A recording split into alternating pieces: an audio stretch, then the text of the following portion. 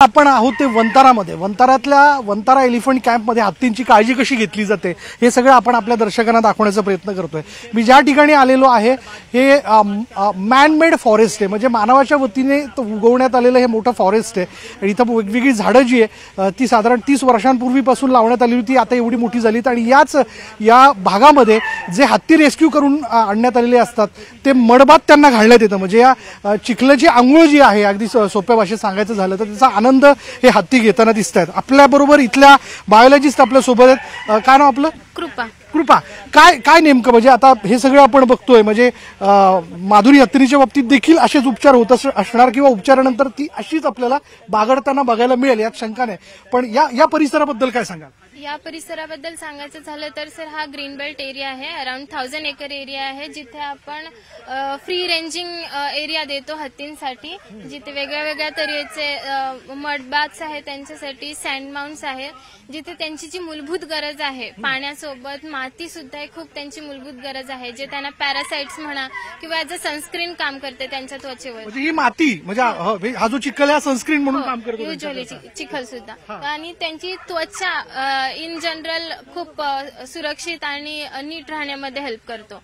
So ह्यासाठी ह्या सगळ्या गोष्टी त्यांना प्रोव्हाइड करणं ही त्यांच्या लाईफस्टाईल मधली एक गोष्ट आहे. इन वाईल्ड आपल्याला पाहायला मिळतं की हे नॅचरली मड बाथ आणि सँड डस्टिंग वगैरे करतात, पण कॅप्टिव्हिटीमध्ये अशी फॅसिलिटी प्रोव्हाइड करणं is a big task. So इथे हे पॉसिबल असल्या कारणाने हे जे रेनगन सिस्टम आहे हे फक्त प्लांटेशनसाठी आधी यूज व्हायचं, पण जेव्हापासून अॅनिमल्स वावरायला लागले त्यांनी स्वतः त्या पाण्याच्या खाली एरियामध्ये मड वॅलोज तयार करून ते तिथे एन्जॉय करतात. वा वा, क्या बात आहे.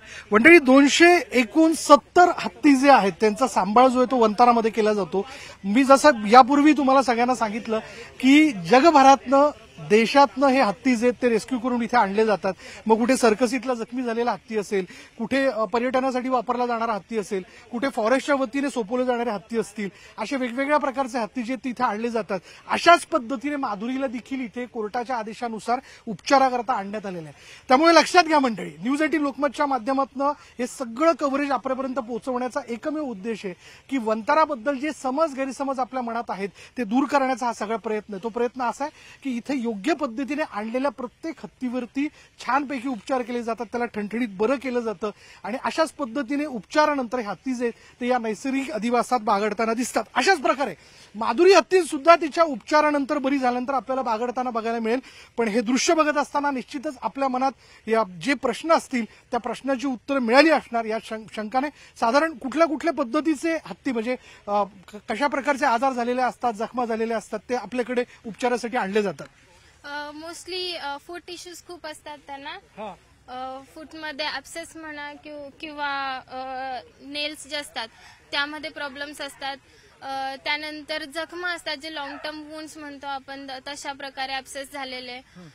इन्फेक्शन जर त्यांना चारा किंवा दाताचा काही प्रॉब्लेम असेल आणि चारा नीटप्रमाणे पचत नसेल तर त्यामुळे इन्फेक्शन होऊ शकतं, चारा आतमध्ये फसू शकतो. असे वेगळे कारण. हे 3 हत्ती जे दिसतात काय नाव आहे त्यांचं? सुशीला, बाहुबली आणि जयलक्ष्मी. सुशीला, बाहुबली आणि जयलक्ष्मी. हा छोटा हत्ती जो दिसतोय मोठा आवाज करताना, बाहुबली. तर आपण हा बाहुबली बघतोय मंडळी. चित्रपटातला बाहुबली आपण बघितला होता, पण इथं प्रत्यक्षातला हा बाहुबली जो आहे, छोटा बाहुबली, तो देखील इथे बागडताना आपण बघतोय. असं आहे की थोडंसं आपल्याला लवकरात लवकर इथे पुढे जायला लागेल. फार माणसांच्या गर्दीची या हत्तींना सवय नाही आहे. त्यांच्या अधिवासात रममान होणं, त्यांचा आनंद घेणं, आनंद घेणं, या सगळ्या मूडमध्ये आपल्याला हत्ती इथं जे ते बघायला मिळतात. रिलायन्सच्या वतीने खरं तर हे सगळं हा सगळ्यात मोठा नैसर्गिक अधिवासातला जो अधिष्ठानाचा भाग आहे तो इथे बसवण्यात आलेला आहे. आणि ज्यात आपण वंतारा एलिमेंट कॅम्पमध्ये हे वेगवेगळे हत्ती बागडताना बघतो. अशाच पद्धतीने पुन्हा एकदा सांगायचं आहे की अशाच पद्धतीने छानपैकी आदिवासात माधुरी देखील रममान होताना इथं आपल्याला बघायला मिळेल. थोड्याच वेळात आपण माधुरीकडे जाऊ आणि त्याबद्दलचं देखील कव्हरेज मी आपल्यापर्यंत पोहोचवणार.